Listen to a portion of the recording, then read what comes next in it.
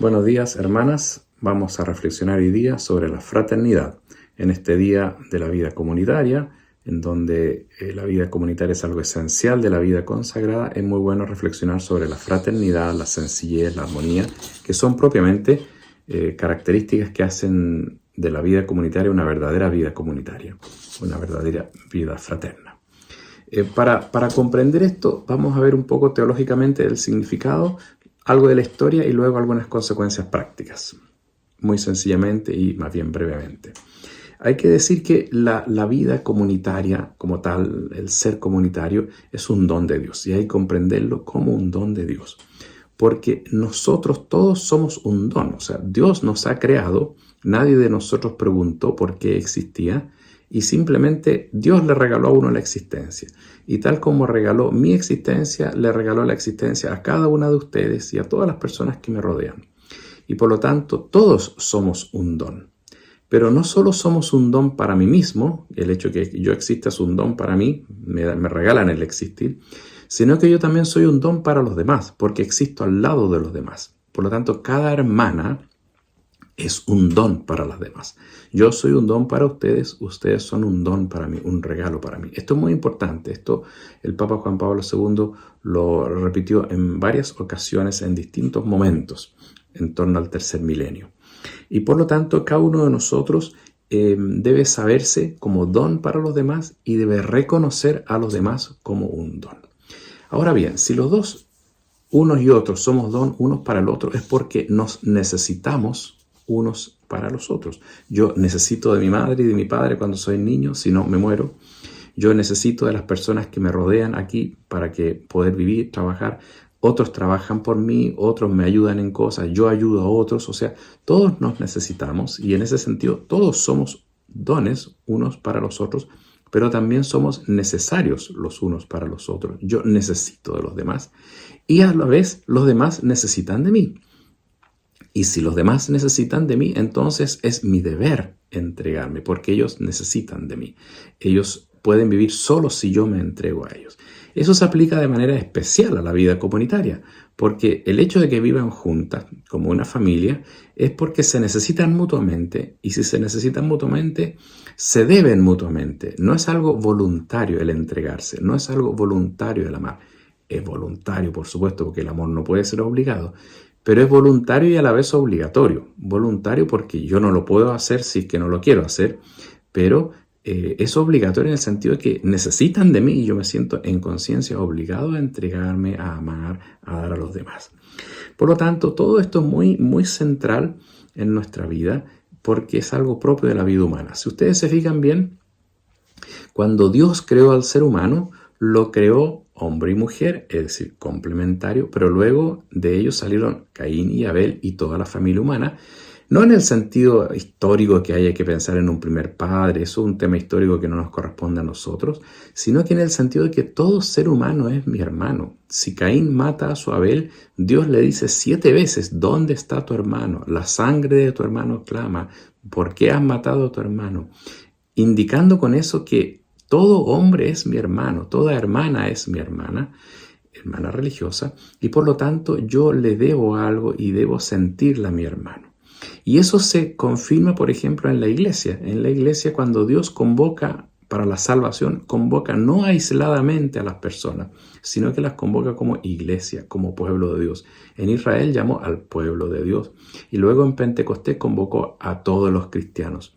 Y cuando Jesús llamaba a los discípulos, síganme, no le decía síganme solo, síganme en la comunidad de los discípulos. Cuando llamó a los 12, no llamó a uno. Y cuando quiso convocar, convocaba siempre a los discípulos, las discípulas, a las mujeres que lo acompañaban, a los discípulos que iban con él. Siempre es grupos, porque todos somos una familia. Y Pentecostés, que es la venida del Espíritu Santo, es de alguna manera la renovación de ese momento fundamental. ¿Y por qué es importante Pentecostés? Porque Pentecostés nos regala el Espíritu Santo, que es el amor. El Espíritu Santo es el amor entre el Padre y el Hijo. Y como es el amor entre el Padre y el Hijo, es el que mantiene unido al Padre y al Hijo.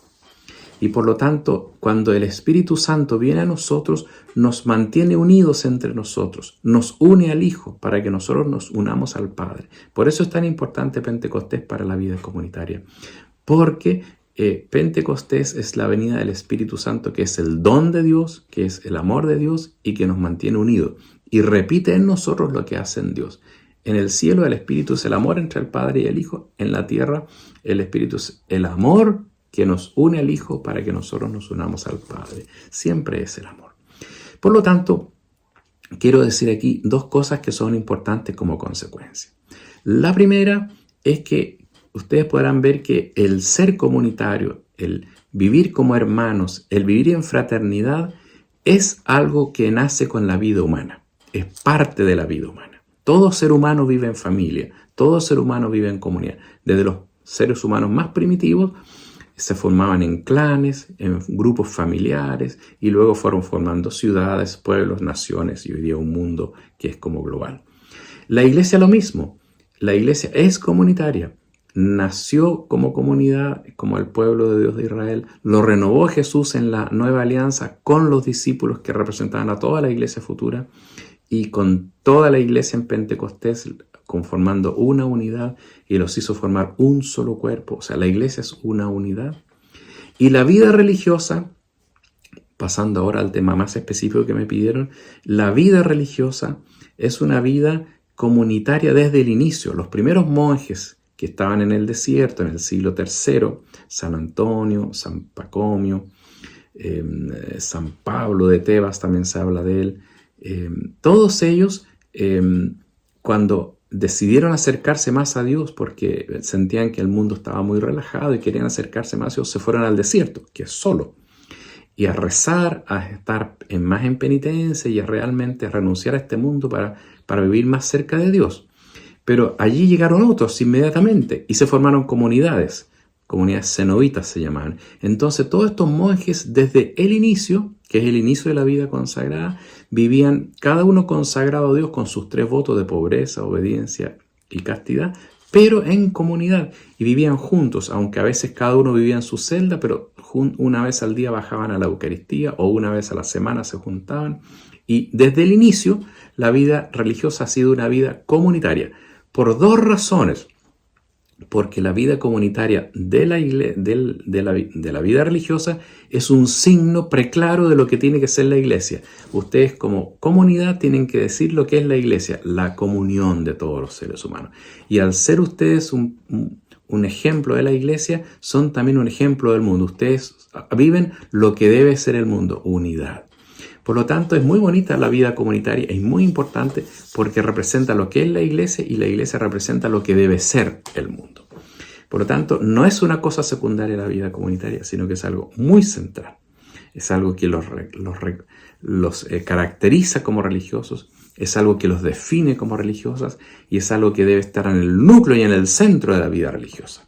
Entonces, con todo esto, creo que yo ya he dado una explicación teológica de la importancia de la vida comunitaria, de la importancia de la fraternidad y en ese sentido la armonía de una verdadera vida comunitaria. Entonces, sabemos que la vida comunitaria y fraterna es esencial para la vida religiosa, para la iglesia y para el mundo. Y por lo tanto, es un deber insustituible de la vida religiosa ser justamente esa luz, como esa ciudad puesta en lo alto que ilumina al mundo. Así la vida religiosa comunitaria, miren cómo se aman, debe ser esa ciudad en lo alto que ilumina a todo el mundo.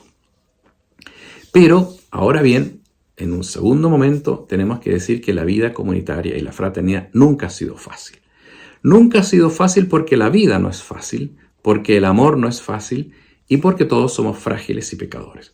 Por lo tanto, hay que tener muy claro que estamos siempre pensando en un desafío que es muy importante, pero que no es fácil. Por lo tanto, tenemos que reflexionar siempre y luchar para que la vida comunitaria sea realmente una vida fraterna y realmente algo que nos ayude. Aquí va el primer problema, porque si la vida comunitaria es lo nuclear, uno de los elementos nucleares de la vida religiosa, Realmente entonces la vida comunitaria tiene que ser un lugar donde despliegue la vida religiosa, donde se renueve la vida religiosa, donde cada uno se sienta renovada en su vocación. Y muchas veces este es un gran desafío porque para mucha gente la vida comunitaria, para muchas religiosas y religiosos, la vida comunitaria se hace realmente difícil. Y muchas veces muchas personas se retiran de la vida religiosa por la vida comunitaria, por no poder vivir la vida comunitaria, porque se les hace muy difícil la vida comunitaria, porque tienen sufrimientos en la vida comunitaria y porque la vida comunitaria no es lo que ellas esperaban de una vida, diríamos, plena. Por lo tanto, el primer desafío que tiene toda comunidad religiosa es poner todo su esfuerzo para que la vida comunitaria sea un lugar de plenitud de la persona y no el lugar que produce las salidas. Esto quiero ser muy claro porque la experiencia me lo dice hace tantos años acompañando religiosas. Muchas veces, muchas religiosas se van de la vida religiosa no por falta de vocación, sino por una insuficiente, insatisfactoria vida comunitaria. Y tienen todo el derecho a irse porque no se está cumpliendo un elemento que es esencial a la vida comunitaria. Por lo tanto, deben ustedes poner todo el esfuerzo para que la vida comunitaria sea realmente el lugar paradisíaco que debe ser. Fíjense ustedes que si ustedes van al medioevo y ven todos los monasterios en el medioevo, también en América, todos los monasterios antiguos del tiempo de la colonia, si ustedes se fijan bien y se recuerdan los monasterios aquí en San Francisco, en Arequipa, en Cusco, en todos esos lugares donde está lleno de monasterios antiguos, todos los monasterios tienen al centro de la vida del monasterio una plaza y al centro una fuente. Y eso siempre recuerda el paraíso. El paraíso era un jardín, porque está el jardín que tienen, y al centro brotaba una fuente donde salían 4 ríos. Y ahí está, los monasterios siempre tienen una fuente al medio, un jardín, y de esa fuente brota agua, que serían como los 4 ríos que van a las 4 esquinas. De tal manera que lo que quería decir es que la vida comunitaria era el paraíso recuperado, justamente por el amor. Adán y Eva pecan y se van por la desobediencia y la falta de amor. El monasterio recupera la obediencia y el amor y pasa a ser entonces un paraíso. Esto es algo precioso, debería ser un paraíso su propia vida. Entonces pregúntense si realmente la vida comunitaria está siendo un paraíso o no. Si no lo está haciendo, hay algo que está fallando y hay que poner todos los medios para la vida comunitaria. Entonces, muchas veces uno se afirma mucho en la vida espiritual, debe serlo, en la obediencia, por supuesto, en la misión, sin ninguna duda, pero también hay que hacer un esfuerzo inmenso para que la vida comunitaria realmente fortalezca eso y no los acabe. Muchas veces la gente, por tener algún problema comunitario, se refugia en otras cosas, se refugia en la oración, se refugia en la misión, se refugia en la autoridad, en mandar. Y en realidad no debe refugiarse en nada de eso, sino que tiene que mejorar su vida comunitaria. Y luego también la misión y la oración y la autoridad ejercida adecuadamente. Ahora bien, para concluir estas ideas, ¿cómo hacer que una vida comunitaria sea mejor? Creo que la primera cosa es, porque esto es un desafío para todos, lo que le digo a usted no es para usted, es para todos. Lo primero es que uno tiene que botar esta idea de que yo estoy aquí por mí, yo estoy aquí porque me trajo Dios. Y Dios me puso aquí frente a alguien y a personas que Dios quiere que yo esté con ellos. O sea, estoy aquí por un don de Dios. Dios me puso estas hermanas como don para mí y yo tengo que acogerlas como tal. Pero yo también soy un don para ellas y debo entenderme como un don para ellas. Pero eso implica 2 cosas que son muy importantes. En primer lugar, hay que acabar con el egoísmo. Yo no estoy aquí para mi bien y para mi gusto. Hay que hacer un esfuerzo enorme para que yo estoy aquí por el bien de los demás. El egoísmo es una gran carga y un gran problema para la vida comunitaria. No pensar en sí mismo, sino que pensar primero en los demás. Pero todos pensar primero en los demás, porque si yo pienso primero en los demás y los demás piensan primero en sí mismos, el único que pierde soy yo. Todos pensamos en los demás. Entonces hay que dejar fuera el egoísmo. Lo segundo, que es muy importante, yo tengo que ser sensible a los demás. Todos somos distintos. Si yo soy de una manera, no el otro tiene por qué ser igual que yo. Entonces yo tengo que ser sensible, comprender lo que el otro quiere, comprender lo que el otro le gusta, comprender lo que al otro le molesta. Aunque yo encuentre que no tiene ni una razón para molestarse, pero si le molesta. Y yo evito eso porque yo soy sensible a los demás.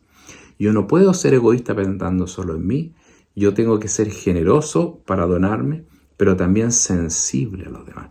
Esto es muy importante y es muchas veces causa fundamental de problemas comunitarios, que no hay sensibilidad frente al otro. Yo debo saber lo que el otro siente, lo que el otro piensa, lo que el otro ve, cómo vive las cosas. Nunca las personas somos iguales. Por eso siempre hay que mirar al otro. Entonces, no al egoísmo, sí al considerar al otro un don para mí y yo soy un don para ella, y sobre todo sensibilidad, captación de lo que el otro. También en este mismo sentido tenemos que buscar una vida comunitaria que nos haga momentos agradables, momentos felices. Hay que buscar esos momentos. La vida religiosa también tiene que ser ayudada con momentos alegres, salidas, encuentros, conversaciones, momentos libres, pero momentos de mucho encuentro y de compartir. Otro elemento importante para la vida comunitaria es que seamos respetuosos por el otro, respetuosos de la confidencialidad del otro, respetuoso de lo que me ha dicho, respetuoso de sus sensibilidades, de sus historias. Eso también es muy importante, que uno siempre tiene que tener presente. Otro elemento esencial es el perdón. La vida siempre tiene fallas y todos fallamos.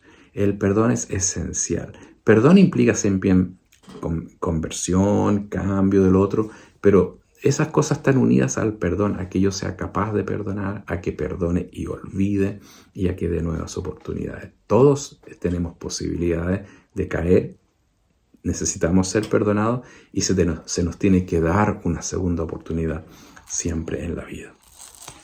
En todo este sentido, nosotros tenemos que pensar que la vida comunitaria es un gran regalo, siempre. Es una penitencia también. Uno tiene que sacrificarse en muchas cosas, sin ninguna duda. En la vida comunitaria nunca ha sido fácil, pero depende de nosotros hacerla más fácil. Y también muchas veces depende de nosotros hacerla difícil e imposible. Y entonces, cuando nosotros hacemos difícil e imposible una vida comunitaria, somos responsables de la salida de una hermana que no aguantó más. Es nuestra responsabilidad hacer de la vida comunitaria un paraíso, un lugar agradable, un lugar donde yo me desarrolle. Finalmente, como para hacer esto, creo que aquí se da un tema que es fundamental y que hemos ido conversando. Hay que ser bondadoso, hay que ser sencillos, hay que ser fácil. Aquí hay un problema importante, hay personas que son difíciles.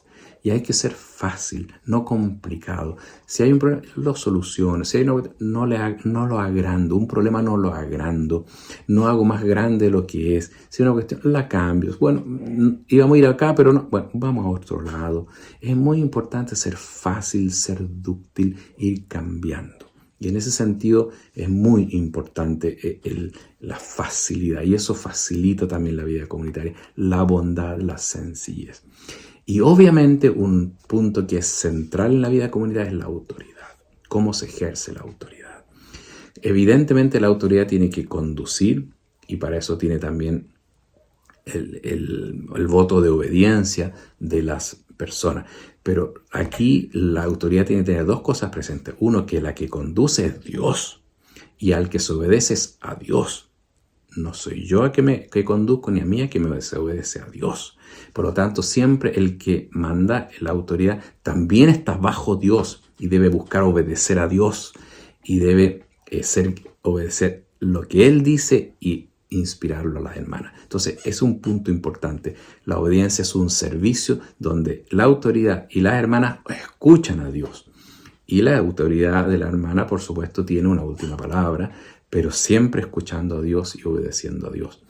Y lo segundo, la autoridad lo que tiene que hacer es fomentar el bien. La obediencia es para que cada uno se desarrolle, para que cada hermana haga lo mejor que pueda en su carisma, en su punto, en sus elementos. Eso es muy importante. Es central de que la autoridad sea ejercida como servicio y como servicio al bien de las hermanas, al bien de la misión. Y hay que ser dúctil, hay que ser sensible. La obediencia siempre tiene excepciones, siempre tiene distintas situaciones. La inteligencia sensible, fraterna, la inteligencia emocional de quien tiene autoridad es muy central, mucho más importante que el tener la autoridad. La autoridad es fácil, yo mando y basta. Eso no sirve para nada. Lo que importa es que estemos todos discerniendo lo que Dios nos pide y que la autoridad sea sensible a lo que la persona está necesitando, a lo que necesita, y donde siempre la persona es primero. La misión es importante, la iglesia es importante, la comunidad es importante, pero nada es más importante que la persona, la religiosa, que se desarrolle bien, que crezca como persona, que crezca como religiosa y que se santifique y que cumpla su misión. Las personas son las que se encuentran con Dios, no las instituciones. Por lo tanto, la misión, la institución y la autoridad están al servicio de lo que es primero, que la persona humana se desarrolle como persona, se desarrolle como religiosa y cumpla la misión que Dios le dio a ella y a toda la comunidad. Bueno, estas son algunas ideas que les pueden servir en su reflexión y ojalá que puedan siempre reflexionar más profundamente sobre la verdadera importancia que tiene la vida comunitaria como don de Dios, como camino de santificación, como lugar estupendo para una misión más fructífera y lugar para el desarrollo personal de la persona, siempre y cuando sea una vida comunitaria como la que Dios quiere, como el paraíso original, como el cielo en el futuro y como es la iglesia o como debe ser la iglesia y como en el Evangelio nos aparecen esas comunidades preciosas de la iglesia primitiva. Bueno, que Dios la bendiga mucho.